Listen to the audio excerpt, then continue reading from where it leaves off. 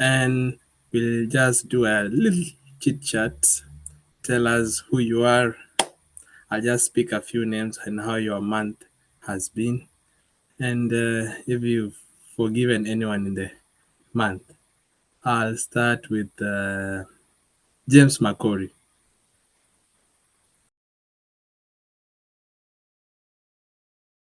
James, can you hear me?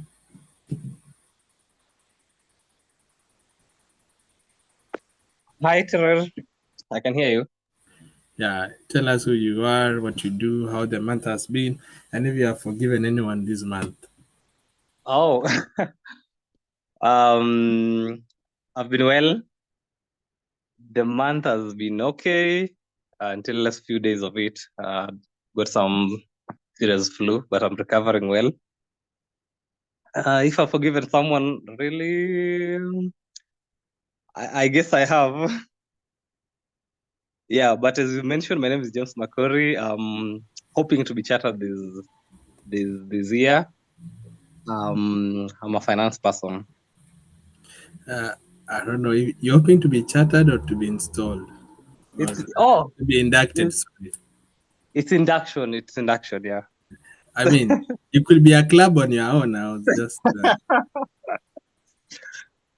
all right. Yeah. Thanks. Then we have Millie. Hi, Millie.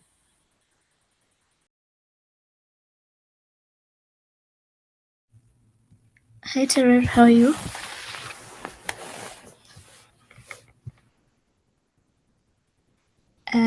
Yes, my name is Millie. I am a management consultant, a member of this club.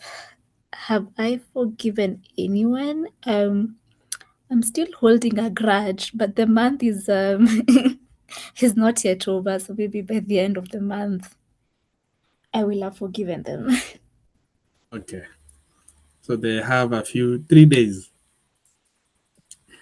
and then they get out of the grudge, as you said. That's good. And then we have Namai Sitati.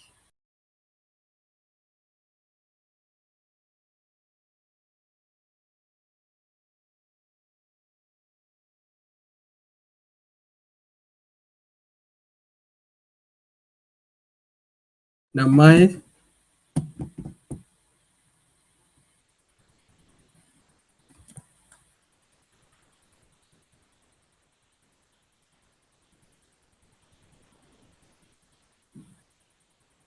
all right. She's Namai is unable to speak.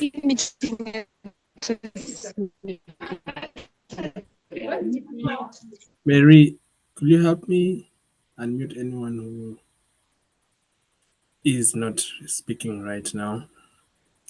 All right. So we have. Let me check for another person. Walter yeah, sorry. Rispa. Hi, Rispa.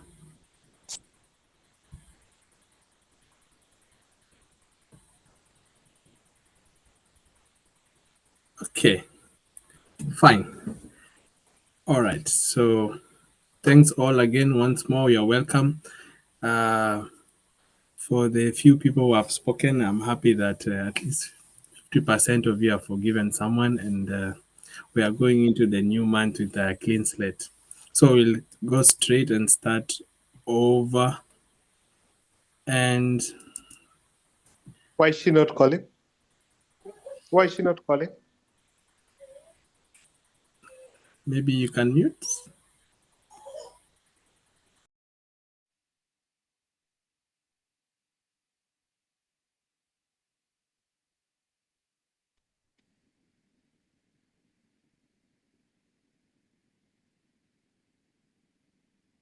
Emmanuel, you're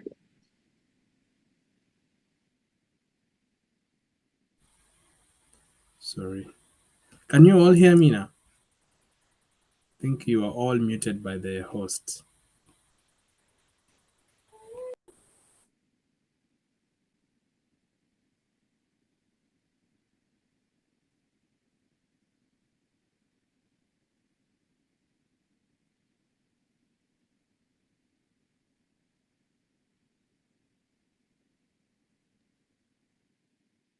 We had you you a month, so you so can you try can try and and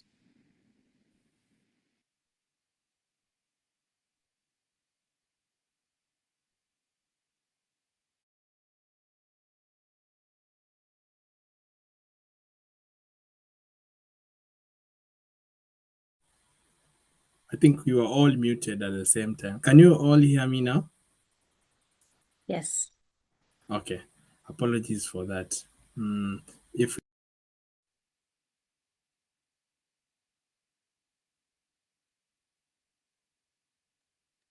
it's all right, we're gonna start the meeting now.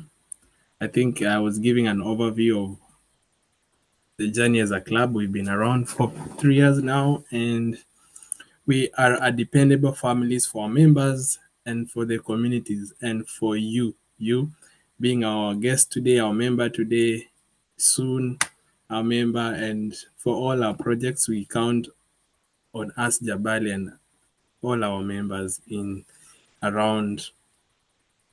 To kick off, we kick off with the national anthem, Kenya's national anthem.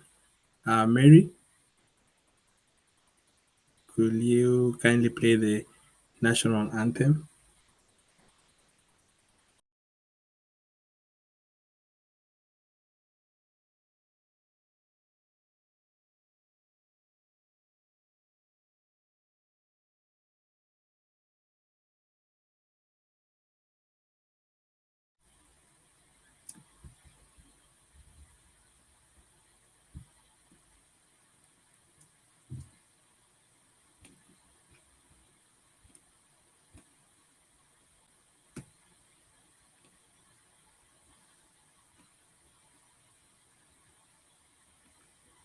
Mary?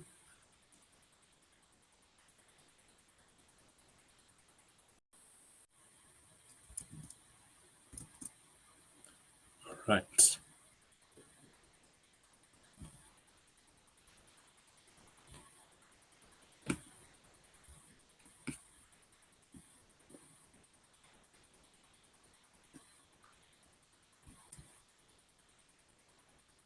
I think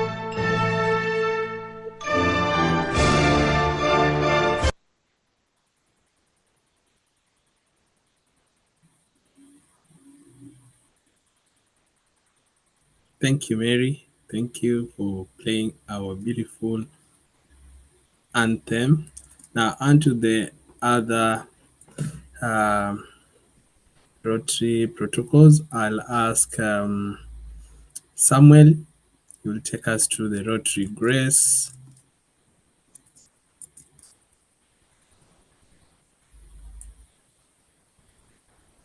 Kamwana Samuel will take us through the Rotary four-way test.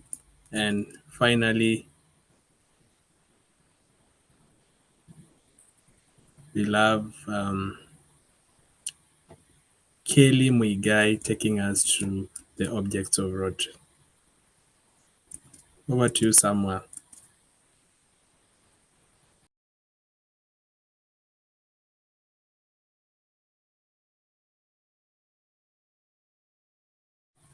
Well, I note that there are several Samuels in attendance. So it's Samuel without any additional name. Just read Samuel.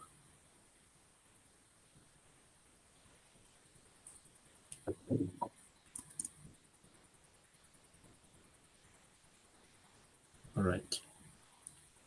Samuel is not in a position to speak, so I'll ask Simon. Please take us through the Rotary Grace.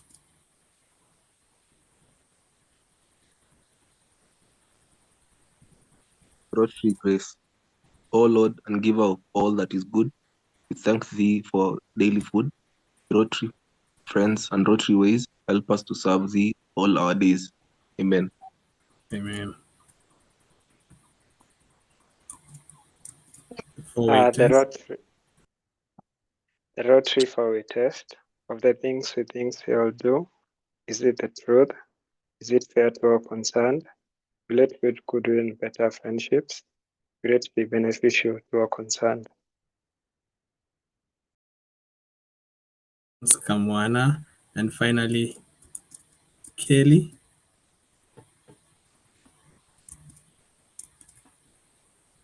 Hi, Emmanuel.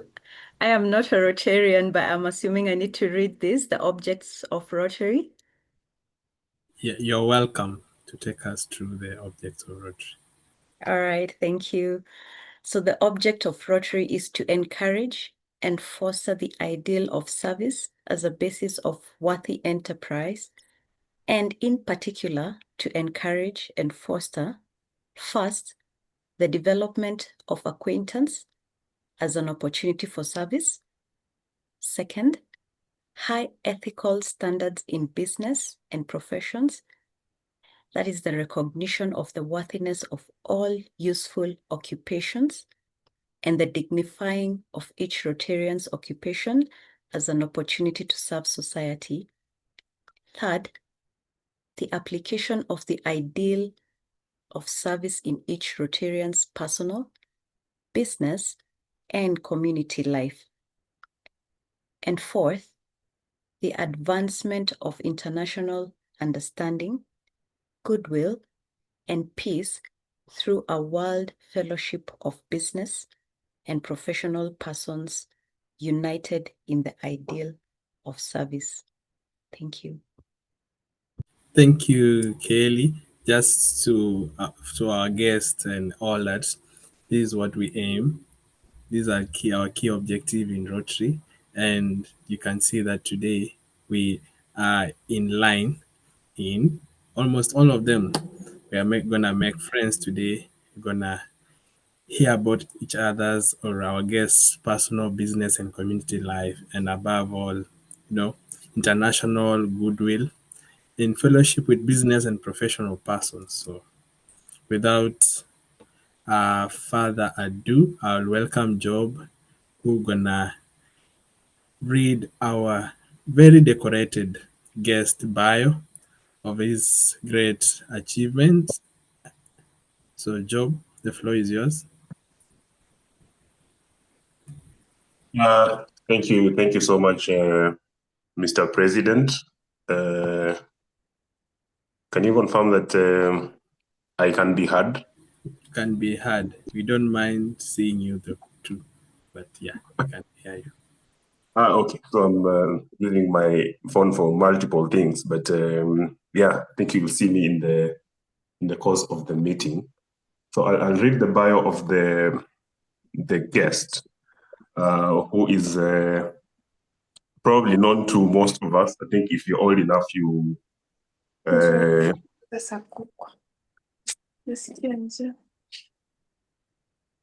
someone that is hungry. I don't know who that is, but maybe President. Anyway, so I'll read the bio of Martin Oduor Otieno, CBS PCC. Martin is an independent business advisor, accredited executive coach, and governance expert, and is founder of the consulting firm, The Leadership Group Limited, through which he supports organizations in areas of executive coaching, leadership development, and board governance effectiveness programs. He had an illustrious career at Kenya Commercial Bank between 2005 and 2012. Most of the time which he was just a moment.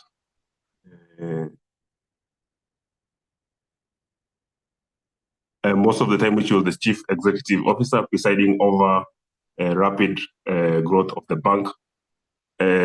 Subsequently, he was a financial services industry partner in the professional service firm Deloitte East Africa. He has also held senior positions in Barclays Bank, both in Kenya and in South Africa, and at British American Tobacco Kenya. Martin also had a stint in public sector as a permanent secretary, Ministry of Finance, Treasury in the government of Kenya between 1999 and 2001. He has also recently been appointed as the Chancellor of KCA University. He is an executive director of a number of listed companies and private organizations, among them EABL, British American Tobacco Kenya PLC, and Standard Bank Group. He is also a fellow of the Kenya Institute of Directors, Bankers, Certified Public Accountants, certified secretaries, as well as an International Coaching Federation Professional Certified Coach, PCC. He has also been awarded the Honorary Doctor of Leadership degree by KCA University and the Chief of Burning Spear recognition by the Government of Kenya. Ladies and gentlemen, I welcome Martin to engage with us. Thank you so much. Thank you, Job.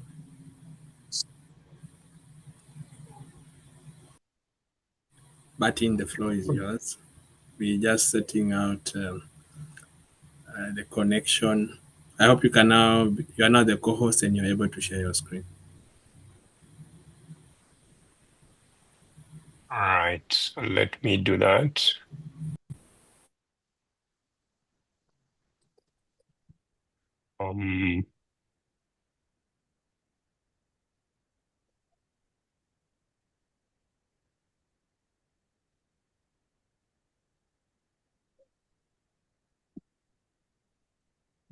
Are you guys seeing? We can see, but I guess you are sharing your Zoom page, homepage. Why I'm doing that? Yep. Now? We can see the beautiful slides prepared for us today. Now? Yeah, all good. We're all good? Yeah, the floor is all Right, yours. so Mr. President, thank you very much, and very delighted to be with you here, and thank you for inviting me this evening to have a conversation between ourselves on this topic that you asked me to speak to or to engage on. Thank you, Job, for inviting me to Rotary Jabali. I'm here with my colleague Kelly Muigai, whom you are just about to recruit into Rotary by asking her to read through the objects of Rotary. So Kelly works with me at the leadership group. So thanks, Kelly, for reading that so beautifully. My name is Martin Oduor Otieno. Some of you may know me, others may not. But during the course of this conversation, I will be open to sharing more about myself or ourselves.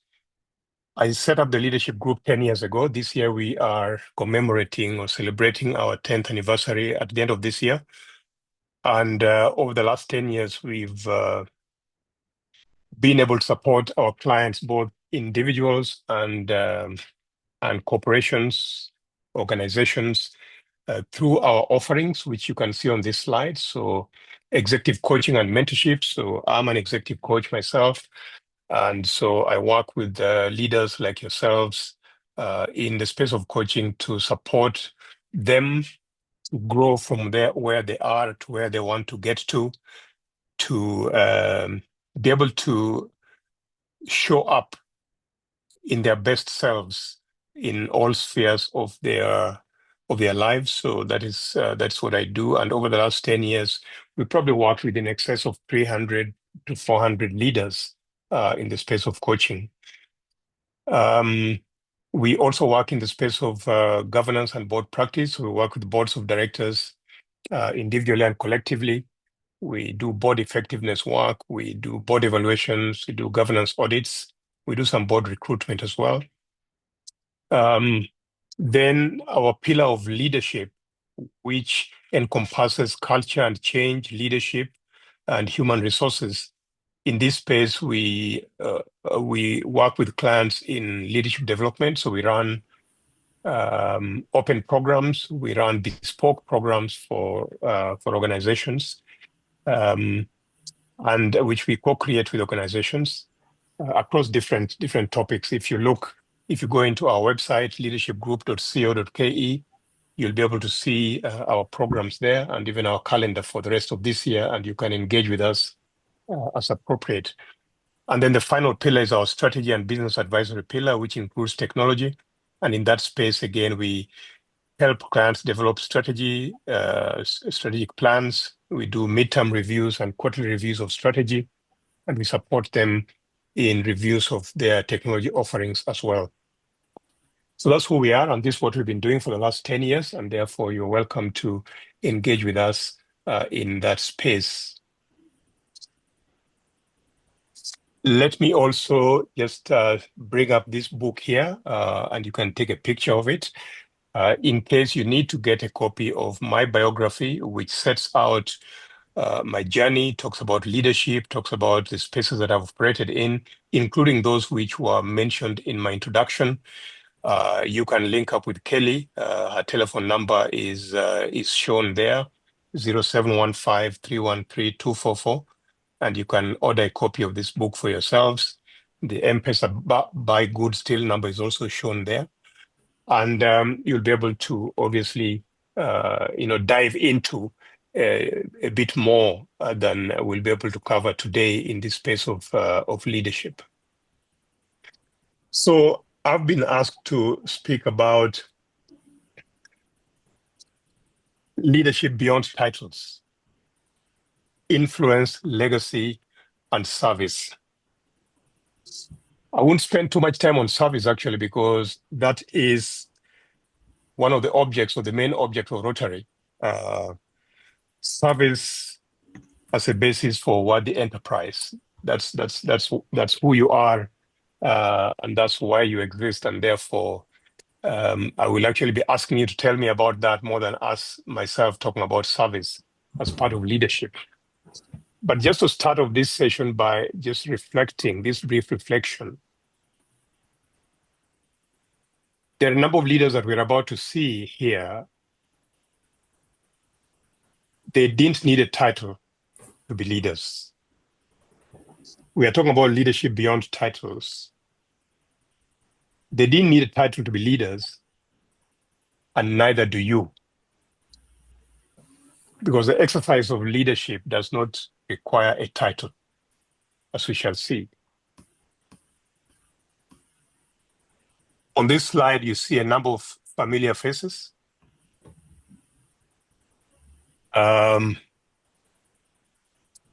Mr. President, I'd like probably to pose a question to your members. I'd like your members just to unmute and maybe just say one sentence about each of these characters on this slide. If you want to start, Mr. President, you can, but otherwise, I'd like volunteers. Leadership requires courage, and therefore I'd like a courageous person to pick one of these guys and just give one sentence about them, what you know about them. Winfred, thank you very much. So Winfred, pick your choose. Choose your Thank pick. you. I choose Mother Teresa. We are one sentence. Her inspiration towards serving the poorest of the poor. Inspiration towards serving the poorest of the poor. And what was her title?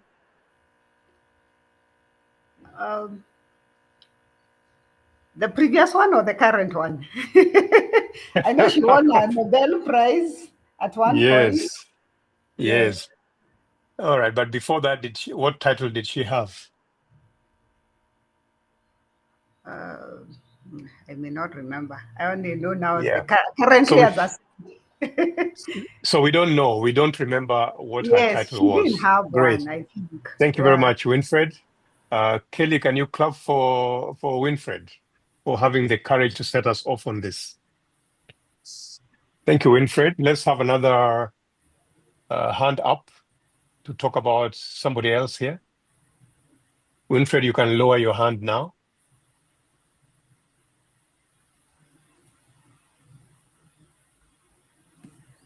I'm looking for hands. I'm looking for volunteers. Team Jabali, let the hands go up. Kennedy, thank you very much. Yes, Kennedy, who do you want to talk about? And then Derek. Kennedy? Nelson Mandela, a beacon of freedom. Right. A beacon of freedom. Before he became president, what was his title? A youth leader, nothing possibly. Youth leader? All right. Thank you very much. Kelly will clap for you. Derek Adang, who do you pick? I pick Kennedy Odede. I know him as the founder of Shofco, and his story started by daring. He went to a cyber and got a friendship, and through that he started the Shofco, which has been a great force in the NGO world and empowering a lot of girls in slum area. Inspiring girls in slum areas. What was his title before when he started off?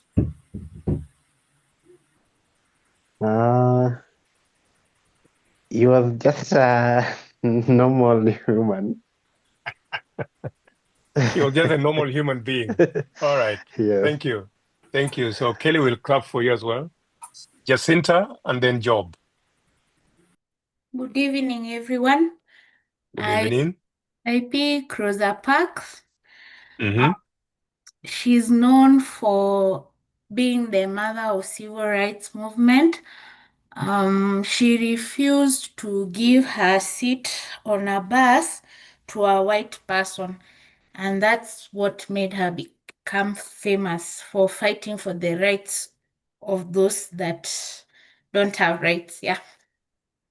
Fighting for the rights for those that don't have rights.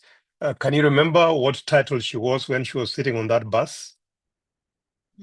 I really don't know. We don't know.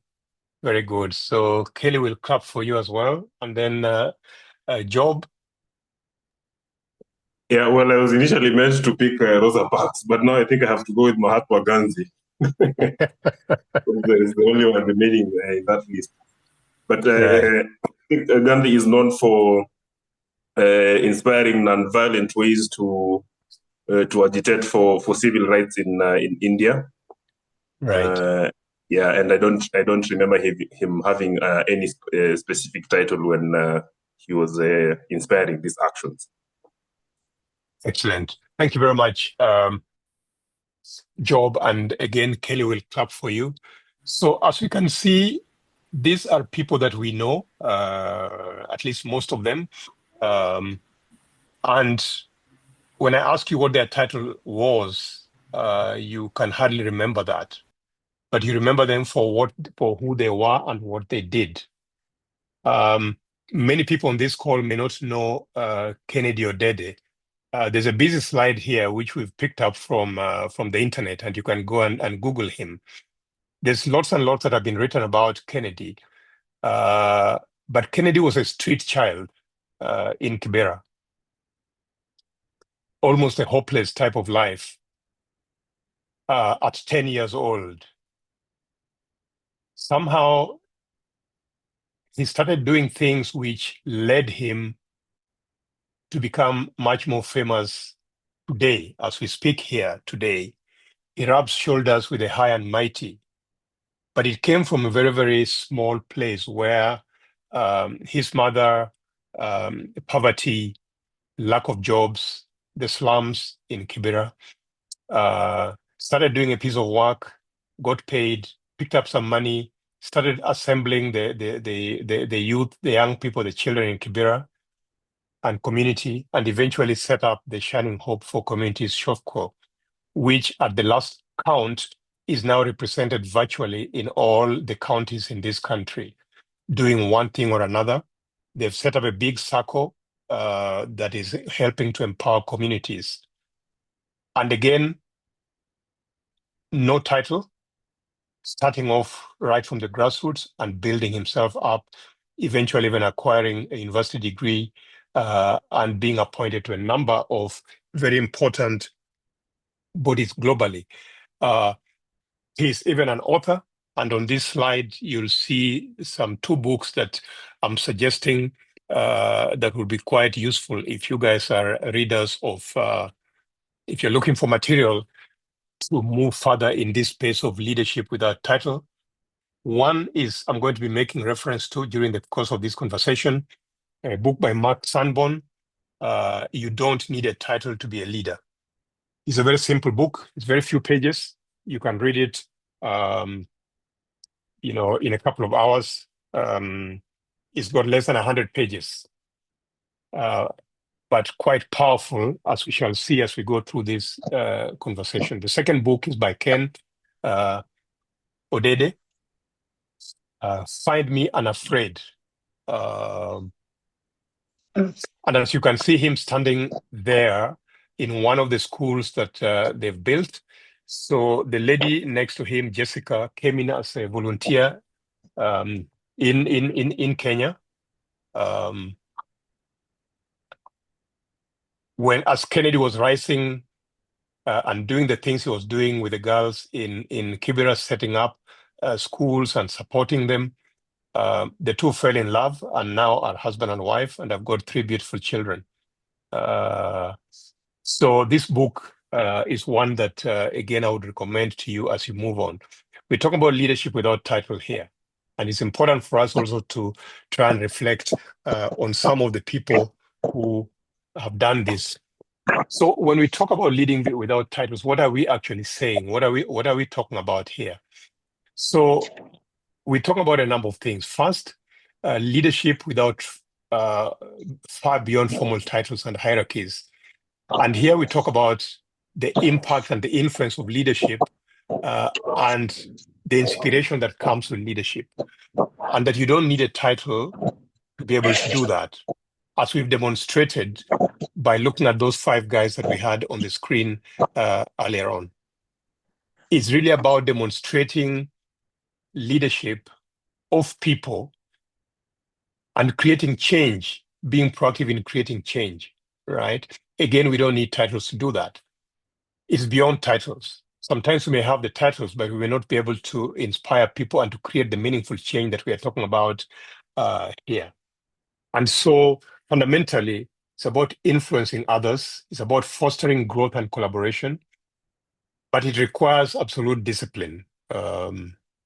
I think, as we know, we cannot really be successful without being disciplined in small things, including keeping time, in small things, including having, building the relationships that we need to build with respect.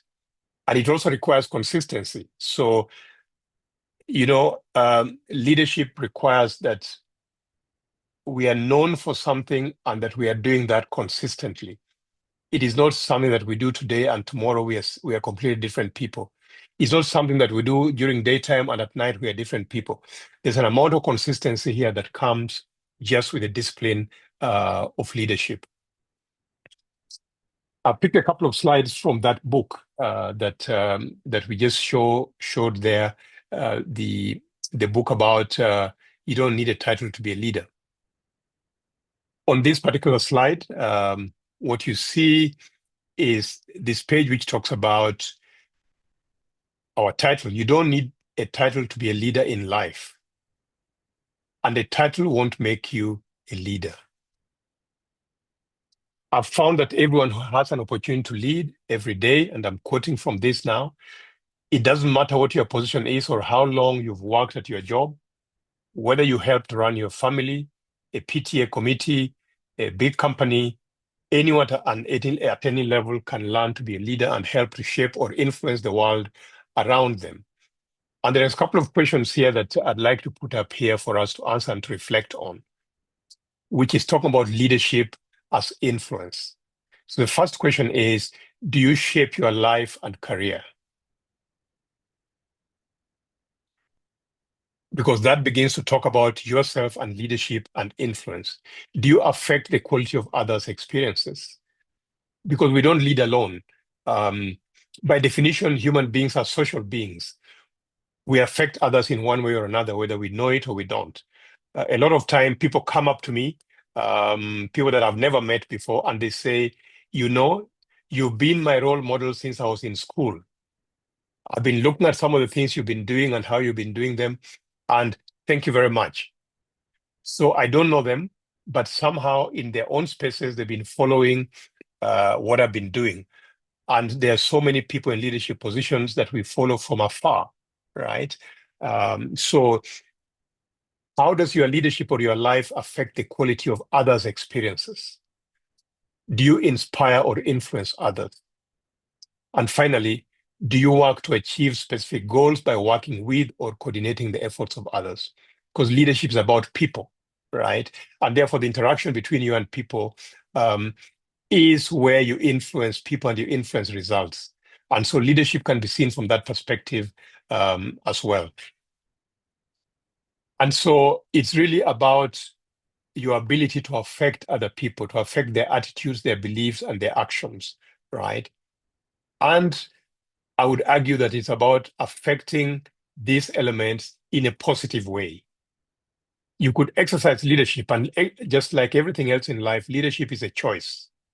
You can choose to exercise your leadership badly, or you can choose to exercise your leadership positively and impact society in a very positive way. And so one could argue that we've seen some really bad leaders and they got a lot of followers.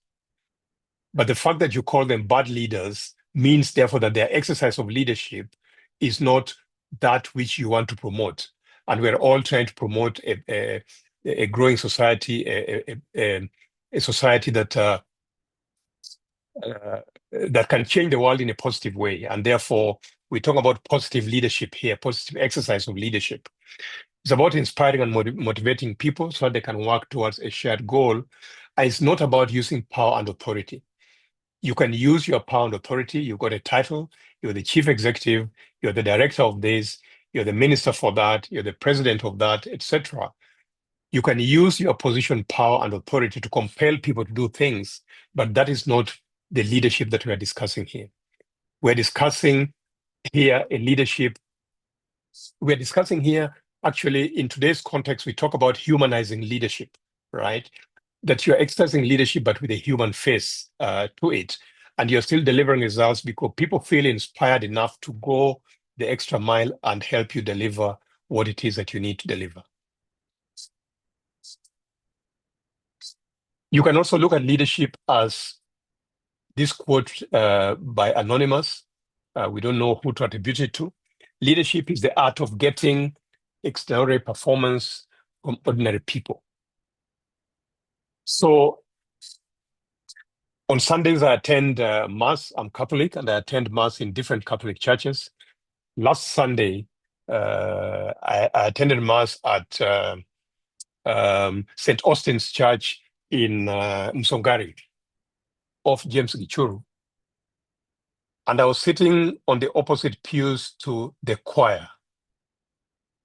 And I was observing the choir master. And I was observing the choir singing and listening to them and singing along with them. And the passion, the energy, the commitment I saw in the eyes of the choir leader, and the response I saw from the choir on that particular day on Sunday, I said, wow, this is real leadership. This is what leadership is about, right? Because he, and there were two of them, they were able to get the best out of that choir, right? And it's almost like you could stay in that church the whole day just because of the way that the choir, the conductor of the choir was really getting extraordinary performance from the very ordinary people. Because this is a youth choir, actually. It's a youth choir that sings at the 10 o'clock service. But just the fact that they were responding to the leader, who was not forcing them to do anything, but just by moving his hands up and down and sideways and being in tune with them, was able to get extraordinary performance from this. And this is what we are looking for when we talk about leadership, the art of getting extraordinary performance from ordinary people because of the way you are inspiring them, the way you are influencing them to do what it is that will get the results that you are looking for. In the topic for today, we also talk about legacy, leaving a leadership legacy. And I pick up this from that book again. And I quote, "Let us endeavor to live that when we come to die, even the undertaker will be sorry. Not just those who know us and who've been relating to, but even those who have never met us. That our legacy speaks And it speaks because of what we do, the way we carry ourselves around, and the way we lead, the way we exercise our leadership. Talking about legacy is interesting. I was listening to a talk being given by former Justice William Mutunga to a group of leadership students just before he retired, just before he stopped being Chief Justice many years ago. And somebody asked him, CJ, you're just about to retire. What will your legacy be? And William Mutunga looked at the person who had asked the question and said, legacy is for historians to write. As for me, I wake up every morning, I go to my office, I give it my best. I give it my 100% and more. In the evening, I go back home. And I wake up the following day and I go back and I do the same. I will not talk about legacy because I will leave that for historians to judge what kind of a leader, what kind of a Chief Justice I was. And I found that so profound, and this is many, many years ago. I found that very profound because he was basically saying that legacy is built through the simple things we do each and every moment of our lives. It's not one big moment, but it's through everything that we do, through how people see us, and that is how they will remember us. And so when we look about legacy, and when we talk about legacy in the context of the conversation that we're having here, we talk about the long-term impact and the lasting influence of the things that we do each and every moment. And that's why you'd wake up and say, yes, that guy left a great legacy here, or that guy, I don't even know what he did, right? It's about creating a lasting positive impression and impact on your various stakeholders. And I think it's important for us to think about this as we go about our day-to-day life, as we go about our day-to-day leadership. What is it that people are seeing in our leadership? At Rotary, what is it that people are seeing? So we are all about service. What would people say about Rotary Club, about your Rotary Club, right, of Jabali? And as you are building it and growing it, what is it that you are aiming to achieve through this particular club? And that will define your legacy. We can also link legacy and long-term value creation, because what you want to do as a leader is to ensure the health and prosperity of your organization long before you have left, long before long after you have left. That the organization continues to prosper in the long term. Some of you may know or may remember that I was Chief Executive Officer at KCB Bank for about six and a half years or so, between the year 2007 and end of 2012. Before me was a CEO called Terry Davidson. So after Terry had retired from the bank and I took over, we had obviously, I'd worked with him for 18 months and we built a relationship. So I was having lunch with him maybe a year, 2 years, 3 years, 4 years into my tenure as a CEO. And I said to him, I asked him, Terry, when you look at KCB today, what feelings or emotions come to you? And Terry looked at me and said, Martin, I'm so grateful that the bank is still growing and continues to grow stronger and stronger 4 years or 5 years after I left. And so I said to him, wow, I would really like to be in the same situation as yourself. When I eventually leave the bank, I would like to look back and see that the institution is continuing to grow and to create impact long after I've left the institution. It is now almost 10 years. It's now about, no, it's more than that actually. 2012, it's 13 years since I left KCB. And I still follow that organization and I see that it continues to grow from strength to strength. When I left the bank, the balance sheet was probably somewhere less than 500 billion shillings. Over the last 10 years, it's grown to more than 1 trillion shillings, probably 1.5, maybe going to 2 trillion shillings. And so I look back and I say, wow, I'm proud of that legacy because the institution did not collapse when I left. The structures, the people, the inspiration, the vision that we had created continues to drive that organization, and it continues to be in good hands. This is what legacy is about. That we have, that we help deliver organizations into the future, right? And therefore, as leaders, this is one of our big kind of commitments that we make. And then if we look at service, coming to the space of service, and I link service with our feelings, what we feel, what is it, in Rotary as you serve society, what does that give you, right? Does it just give you kind of a feel-good factor? Does it give you some satisfaction or happiness? Is there a monetary return for you? What is it, and why have you been called to service through Rotary, right? Because that is how we truly achieve our level of happiness in serving society, in serving other people. But for us to do that, we need to master ourselves. We need to know who we are. We need to understand who we are. We need to be self-aware. We need to win over this battle that Aristotle referred to when he made this statement. The hardest victory is over self, because there's so many things that distract us. How do we overcome that so that we can then truly deliver service to society? And so this whole question of self-mastery is important, because we cannot lead others if we cannot lead ourselves. And this is a challenge to all of us here. How are we leading ourselves so that we are able to lead other people? As Gandhi said, be the change you wish to see in the world. So we've got to start with ourselves. We cannot give what we don't have, and therefore this self-mastery that we need, this change that we need, must start with ourselves.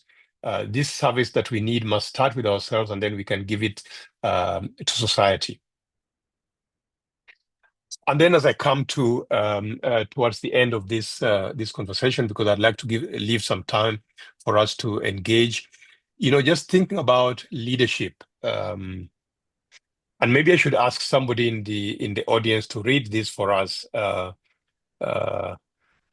Mr. President, why don't I ask you to read this now that you are the only face I'm seeing here? Everybody has blocked their cameras. Unless you want to nominate somebody else, Mr. President. I think I speak so much. Let me. Brian Obala's hand is up here. Yes, Brian. Okay. Read it slowly and clearly for all of us to understand. Okay. Being a leader. Genuine leaders make things better, not just for themselves, but for others, whether or not their contribution results in financial reward or popular recognition. A few leaders achieve both fame and greatness, and we read about them in history books. But most of the people I think of as leaders are untitled people like Barbara Stammer. They achieve greatness by working quietly in their organizations and communities, in their own lives, and in helping those around them. Thank you very much, Brian. Let's clap for them, for Brian. So,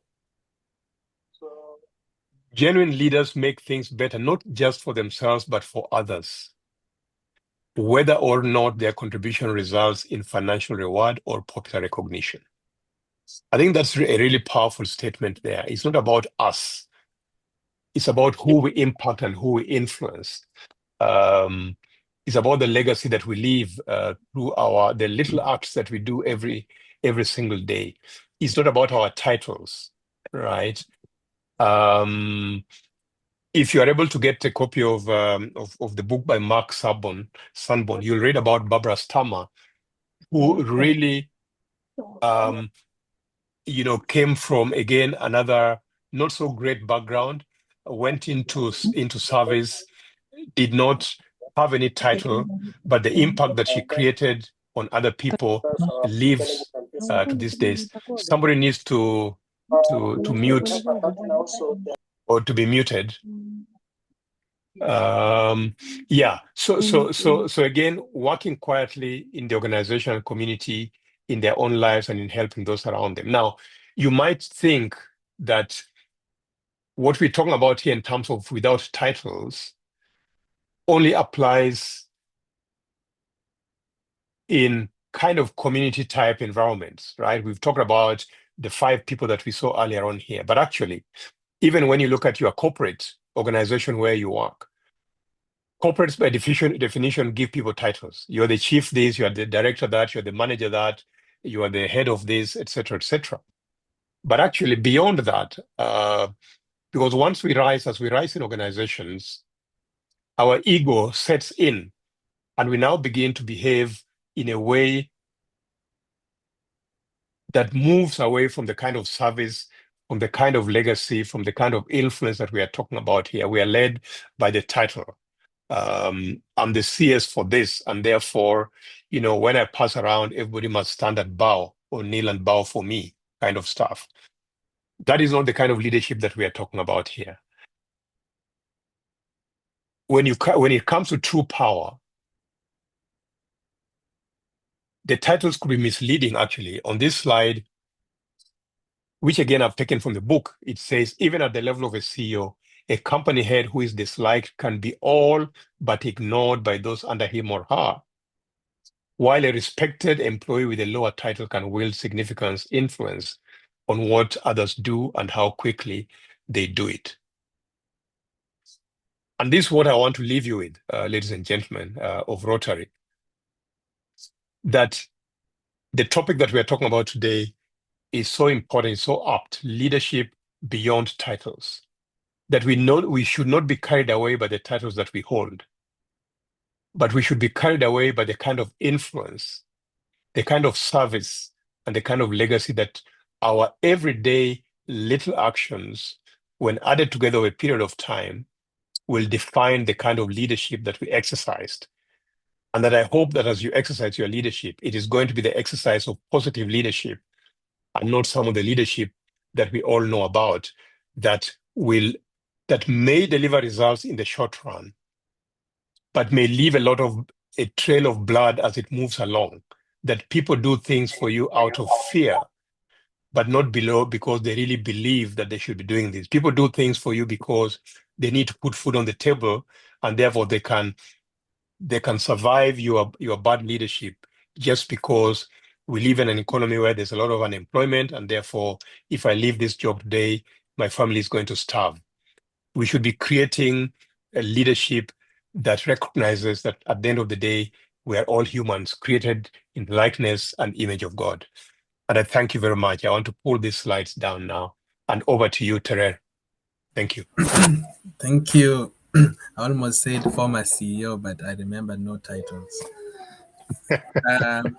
Thank you. I guess before we conclude, we'll be, of course, having a conversation from what you've told us. I'll be expecting questions either in chat or guys raising their hands. I think I'll go first. I have a question. With the change in dynamics and everything in the corporate world, well, let me say from experience, like sometimes without a title, it's so hard to lead. Especially, let me say in the space you are, where you are, maybe there's an associate, there's a senior associate manager, and all that. You know, no matter how good you are as an associate, you can't go like, your aura cannot be felt unless you have your title. On the flip side, there are people with titles, but you can't feel them. But now I'm talking about of the people with absolutely no titles, good leadership, but because of the structure and the bureaucracy, they can't be seen. That's the first. The second is uh, in the current day where money is everything, you see that even people with brains, whenever they are bored, like for example, let's look at the Kenyan parliament. There are people who, when we were expecting the very best. Once they stepped there, like there was a software upgrade, their minds were removed. Like they speak garbage. They were very brilliant, But now, because they have to serve a master, they have to get money, their leadership is completely, you can no longer see it. Yeah. Those are my two questions. If I got you right, Emmanuel, your first question is about, it is very hard to lead without a title. That's what I heard you say. Yes, in and some corporate space. and in a corporate space. As I mentioned, by definition, there will be titles in the corporate workplace. It's a bureaucracy that we've inherited from the colonial era, and therefore every space has got a title for somebody. I think what we are saying here is that title should never get into your head. That title is not leadership, right? That's a position, that's a title. And when that title goes away, what remains of you, right? When that title is taken away for one reason or another, what remains of you? What remains of you is who you truly are. And that's what leadership is about. Who are you at the core, right? Without that title of associate or principal or manager, etc. So we need to cultivate that core and understand, that core. Over the weekend, I was facilitating a workshop for one corporate, and one of the speakers in that workshop, who was co-facilitating with me, decided to give people. He was talking about purpose, and he asked people a series of questions. So the way he started was this, and I'd like you also keenly just to take note of this. So he said, suppose you are unwell and you went to see your doctor, and the doctor said to you, my friend, from the way I'm seeing things, you have only 5 years to live. And he invited everybody to write down the 3 things that you would do if you knew that you only had 5 years to live. And then when people had written that down, he said, suppose very soon thereafter, the doctor said to you that you only have 5 months to live. What are the top 3 things that you would do? And after we had written that down, he said, now suppose the doctor told you that you only had 5 weeks to live. What are the top 3 things that you would do? And when we had written that down, he then said, what about if the doctor said you have only 5 days to live? What are the top 3 things that you would do? And he didn't end there. He said, what about if the doctor now said you have only 5 hours to live? What are the 3 things that you do? And he wasn't finished. He then said, what about if the doctor said you have only 5 minutes to live? What are the top 3 things that you do because you have only 5 minutes? And he said, this is what purpose is. Who are we at the core? What do we stand for? And therefore, what do we stand for in our leadership? And I just want to pack that with you there. You can consider it, because we don't have time for that conversation today. Otherwise, we would have opened up for that conversation. And your second question was about leadership compromising, or rather money compromising leadership.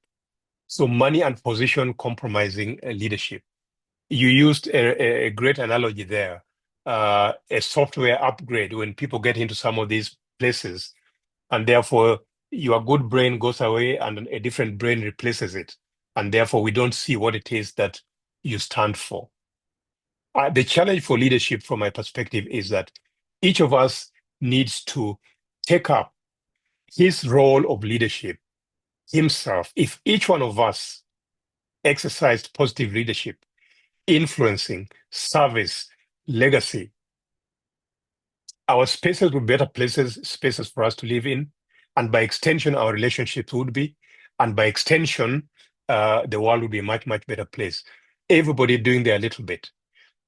The tendency is that we say, For example, Kenya is a corrupt country, therefore I will also be corrupt. But what about if the 52 people on this call decided that they will be people of integrity and they will lead with integrity?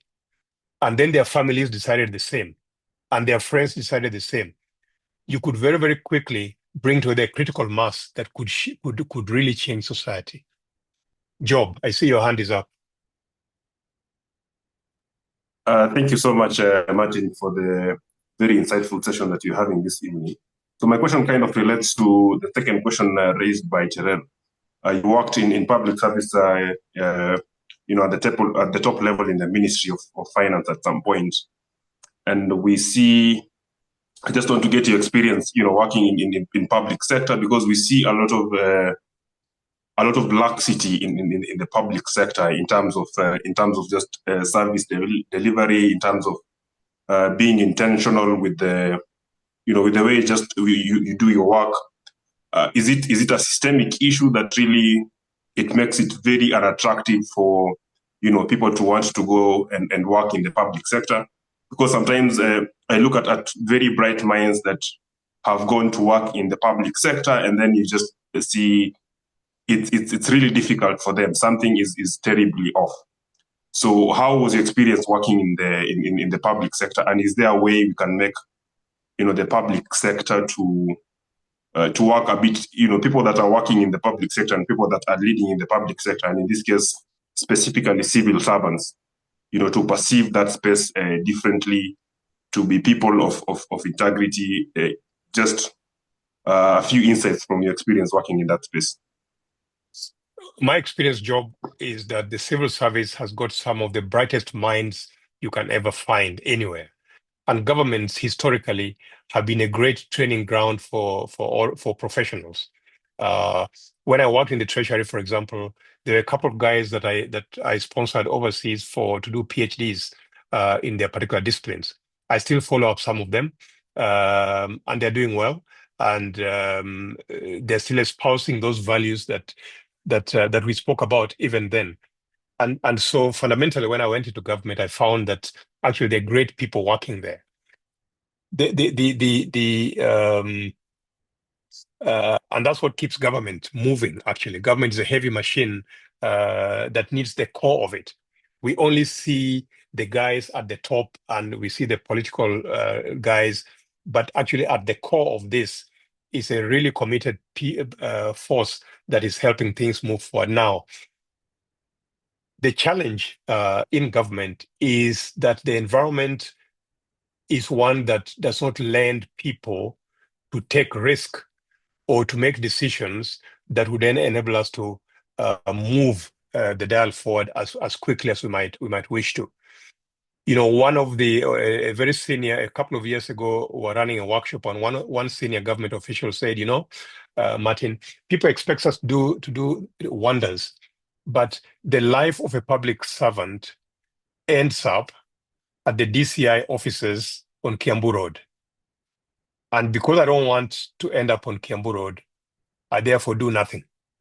I don't sign this piece of paper. I send it to various places to check this and check that and refer that, etc. At the end of the day, it has taken you 3 months. What should have taken probably less than 1 week. Because of the fear, the culture of fear, and just the environment in which many of them are working. And therefore, it takes this positive leadership that we are talking about here at all levels, and especially at senior levels, so that we get rid of things like grandfatherism. I'm scared of doing this because there's somebody else who is going to report me to somebody else, and etc. etc. So I think it's about culture and about how we create the right culture.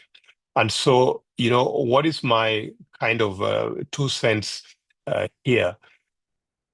I did see, certainly in the Ministry of Finance where I worked for the 2 years that I worked there, that we are beginning to create change and a revolution almost within the ministry itself, and delivery of service, and people to enjoy their work because they knew that the leadership really supported what they were doing at the time. And if you buy, if you get hold of my book that I've shown here, you'll be able to read the story in one of the chapters or 2 of the chapters there about the time in the trade and some of the change that we try to create. And I would just kind of try to encourage, because it starts at the top, the senior leadership of the country, of the ministries, etc., to really begin to think about how they can then inspire the rest of the teams to deliver what is expected of us. But that's my experience, Job. I had a great team, and in the 2 years, we were able to do one or two things that have stayed. This is now 30 years later because I was in government in 1999, 2000. So it's 25 years, 26 years ago. Thank you. Thank you. More questions from the audience? Is our time up, Mr. President, or we still have a few more minutes? I know you are very time conscious. If you give us like 10 more minutes, I'm sure. Okay, that's fine. Sorry, if you cannot, That's fine. if you're not in a position to unmute, could you? Kennedy, I can see Kennedy's hand is up. Oh, yeah, Kennedy, shoot. Thank you so much, Mr. President. Thank you so much, Martin, for walking us through this important topic. I think I am one of those who look back and to conversations with my father when I was younger, and we could see what you were doing at KCB in those early years. And now when I see KCB where it is, there's a lot of footprint in what you've done. So most of us here, as members of Jabali and even our guests and friends, are between the late 20s to early 30s. If you were to go back to your late 20s and your early 30s, what would you do differently that would influence your leadership even more, to become more impactful than you have been throughout your career?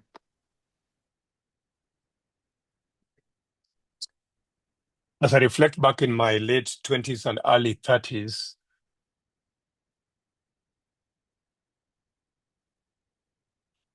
I would say that I would do exactly the same thing that I did in those in those days. I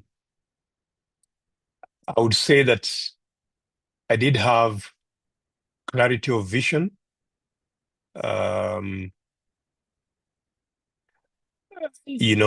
I did prepare myself professionally for the roles that I had in mind for the future.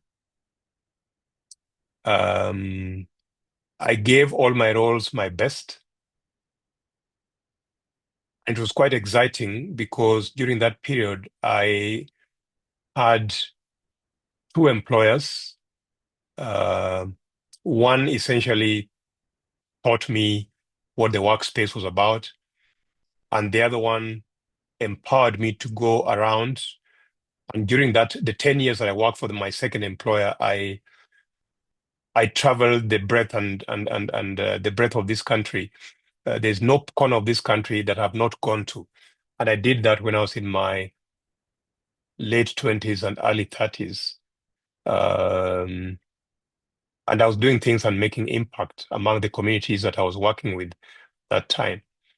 And so when I look back, I think I would probably do the same things that I did. Sometimes I look back and I say, maybe 10 years was too much. Maybe I should have stayed there for perhaps 5 or 6 or 7 years.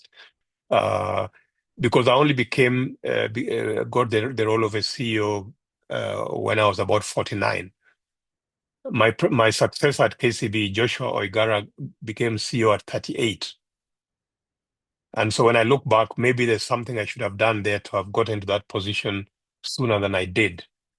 And so I would just challenge myself perhaps to do whatever I did, perhaps do it a bit more smartly, and be able to progress faster. But yeah, I would change very little. I mean, if you read my book, you'll find that I got married at 24.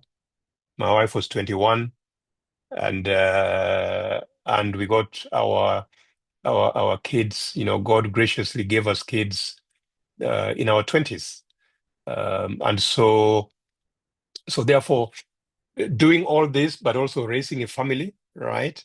Quite intense, but I would not change that. I would still do the same in those years, Kennedy. I see the president smiling, meaning that marrying at 24 is out of the question these days. We need to be 40 before we get married, is it? No, not really. I mean, you're a risk taker on corporate and at home, so I respect that. But again, time has changed. When you are 24, you can imagine the dynamics here. I'm Yes, sure there is like a 32-year-old here somewhere looking for their first unpaid internship. So time has a yes, bit changed. So, but I salute that's you. true. You went. It's called purpose. You went for it at 24. Yeah, Absolutely, yeah. absolutely. So I guess the last question. Unga was even less than 30 bob, Ben. It Yeah, was probably 8 shillings or 10, 12 shillings or something. yeah. I guess that's Ben. Ben is speaking for most of us, and I guess we can take our final question in chat from Rachel. But it is probably relative, Terere, because when I started working, my salary was 3,000 shillings, right? Out of university and with almost getting my full CPA qualification at that time. I think the multiples there have changed also today. Yeah, And so yeah, even the multiple for Unga, the price of yeah. Unga has changed accordingly. And also battle from neighboring communities and all. They were not common. Nowadays they are very common. Yeah. So I guess there's the last question from Rachel in the chat. How can one survive the Let's harsh see. reality that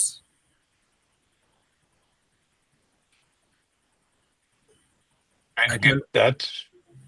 I can How read can from one survive the harsh reality that those who uphold integrity in weak organizational structures suffer more and are pushed under the bus?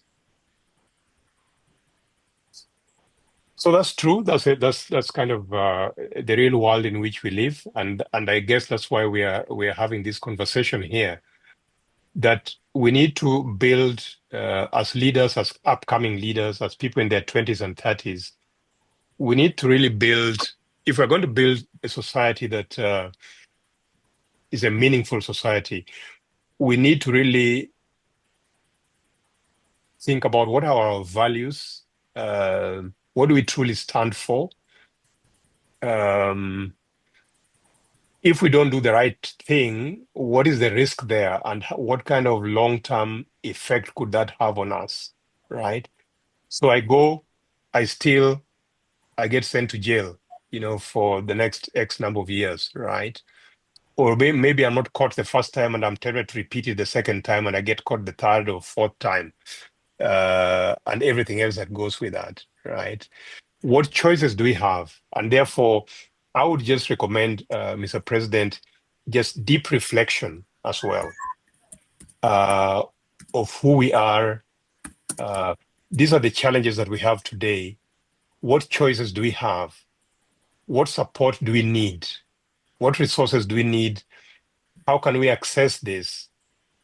Still staying true to who we are and to our values. And I would just urge, everybody on this call just to take that as a takeaway and just go and reflect deeply on who we are. And let's not think about ourselves at 20. Let's think about ourselves at 30, at 40, at 50, at 60.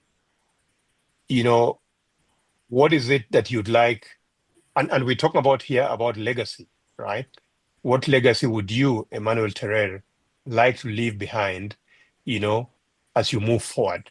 What kind of influence are you having on society and on the people around you? And how do you begin to build on that?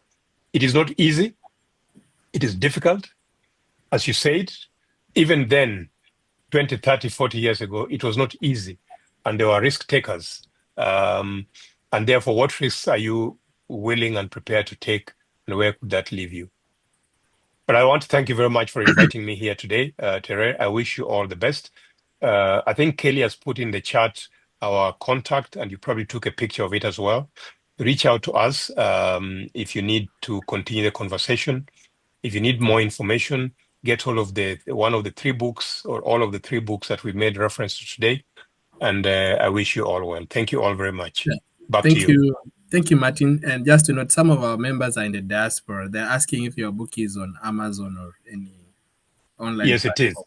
Okay. Yes, yeah. There's the books I believe are all on Amazon. Yes, that's correct. Okay.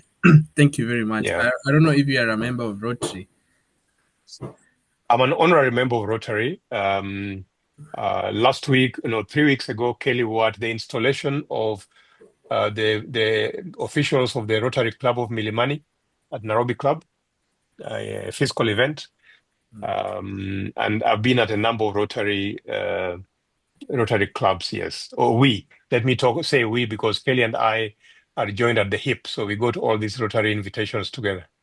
Okay, just in the same spirit, tuko na supu on the 2nd of August. We have our 4th installation of Eva's president and her Eva is president and her committee. So you're very much welcome. It is on the 2nd of August. At least we have given you enough notice. We will reach to see you in person, as I'll be also titleless that day. I will be handing over. And so we have an SAS session whereby we just hear from the members how the talk was.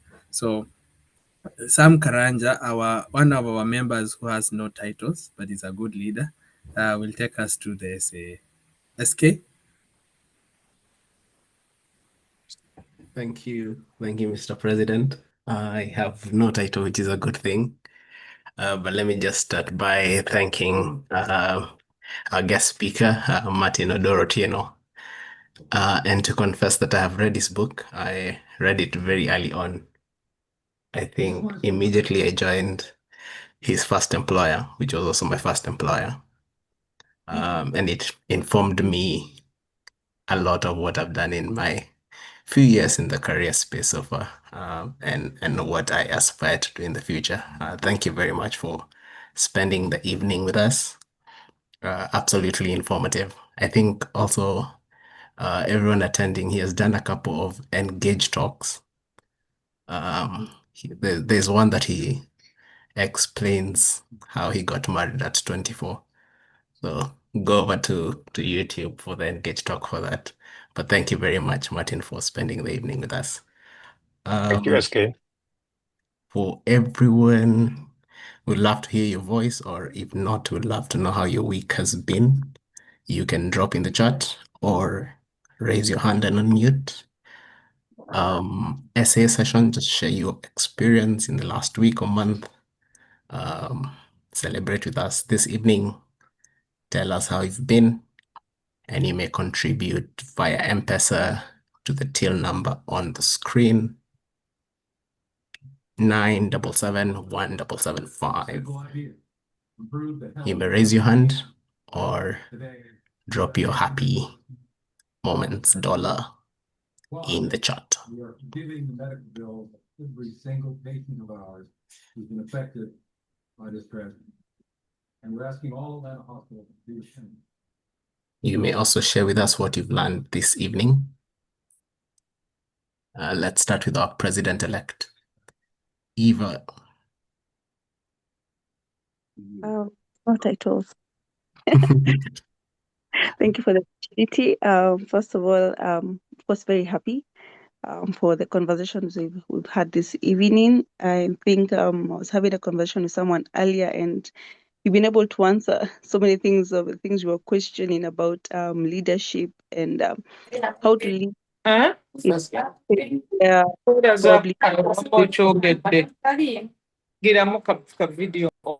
One needs to mute. I've muted them. Continue. Thank you. What was I saying?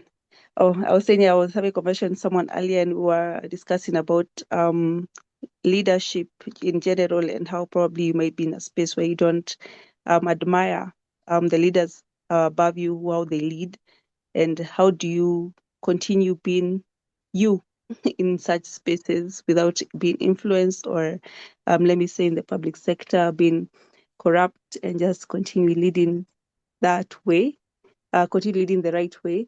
I think I've gotten enough answers about leading and also being in fear and how to overcome it as well, and how to just continue making impact without thinking about the titles. So thank you very much, Martin, for this conversation. It has been very, very, very helpful for me.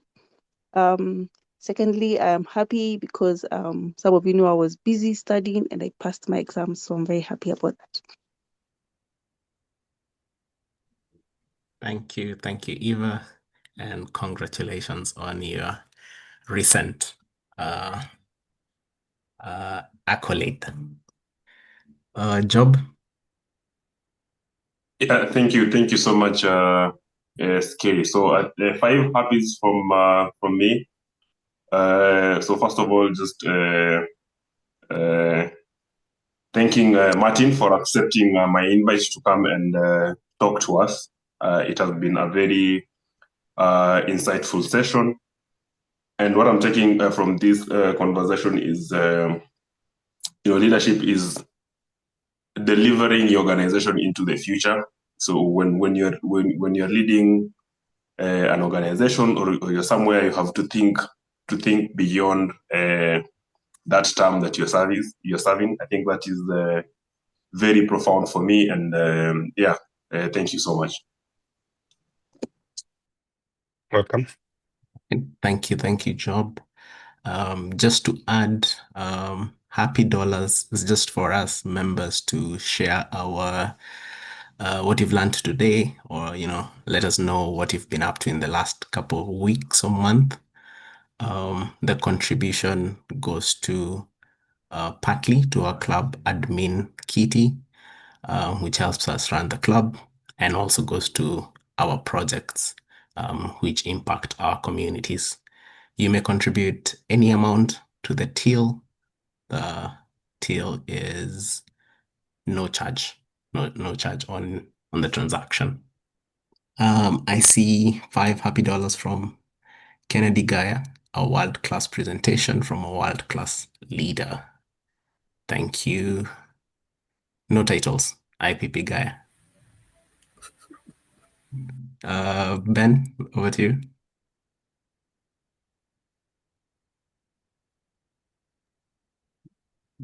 Thank you, Mr. CP. So I'll do 5 happies. 2 for the insightful talk. That was nice. Then the other happies are in regards to we received the book donation finally. The books were here. We were able to collect them on Monday. With help of Mary and some guys in Rotary Club of Syokimau. It was a very busy day. Tulishinda tukiinua mabox, tukibeba vitu, but we are happy that was successful. Alafu finally tuliweza kuona watu wa Batuku wenye wanakaa. They had a very bad, we know their bad side, but we went and found out there are some good people in there. So yeah, I'm happy the week started off. Actually, it was on a Monday. I'm happy the week started off very nice. Thank you.